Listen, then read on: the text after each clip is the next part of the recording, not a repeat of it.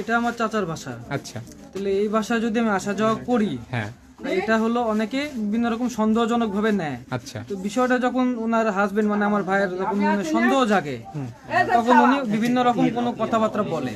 সেক্ষেত্রে আমি তখন বলছি, যখন এই ধরনের কথাবার্তা আসছে, তাহলে সে যদি সংসার না করে, আমি ঠিক আছে নিয়ে আসবো, একটা মেয়ে মানুষের নামে তো অপবাদ দেওয়ার দরকার নেই আমার। আচ্ছা, তো সব ঠিক আছে। এরপরে ইতিমধ্যে বিভিন্নভাবে ওই কথাবার্তা কাটাকাটি এইভাবে হতে হতে তারপরে যখন দেখলো যে এক পর্যায়ে সংসার করবে না, সেক্ষেত্রে উনি নিজে যে কিন্তু ডিভোর্স দিয়েছে। আচ্ছা, ডিভোর্স দেওয়ার পরে ওনার হাজবেন্ডও জানে আচ্ছা, ডিভোর্স দেওয়া হয়েছে।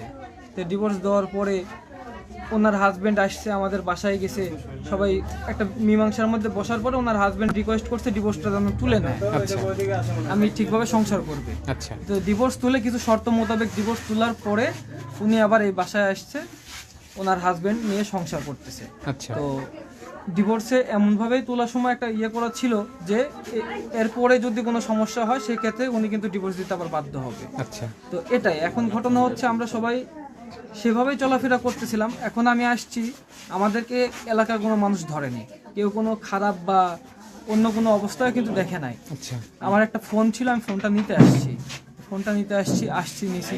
এক্ষেত্রে ওনার হাজবেন্ড সন্দেহজনক আসছে গেটে, উনি এসে ধরতেছে। তো এখন যেহেতু এত মানুষ জানাজানি হয়েছে বা এত মানুষে সবাই যখন অন্যরকম একটা দিকে নিচ্ছে, আমি একটা মেয়ে মানুষের জীবন তো নষ্ট করব না, আচ্ছা, আমি ওনাকে নিয়ে সংসার করবো। সমস্যার সাথে সম্পর্ক আমার মোটামুটি হচ্ছে 4 বছর হয়ে গেছে।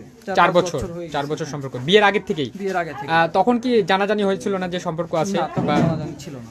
আচ্ছা, তাহলে এখন আপনি কি চাচ্ছেন যে আপনি বিয়ে করবেন? এখন ওনার হাজবেন্ড যদি না রাখে, যত রাখবে না, বাচ্চাটার যে কথাগুলো বলতেছে আপনি কি বিবাহিত হবে ভাই? আমি আপনি বলেন, প্রশ্ন করেন। বলেন ভাই, বলেন, সমস্যা নেই। নাকি ভাই না, বাচ্চা হচ্ছে ওনার নিজস্ব। এখন যদি উনি আমার সাথে সংসার করে, সেক্ষেত্রে ওনার বাচ্চাকে তো আমি ফেলে দিই। যদি আমার ভাইয়ের মেয়ে হয়, সে তো আমারই রক্ত, আচ্ছা, আমার ভাস্তি, সে যদি আমার কাছে আসে তো আমার তো সন্তান ভাবেই থাকবে।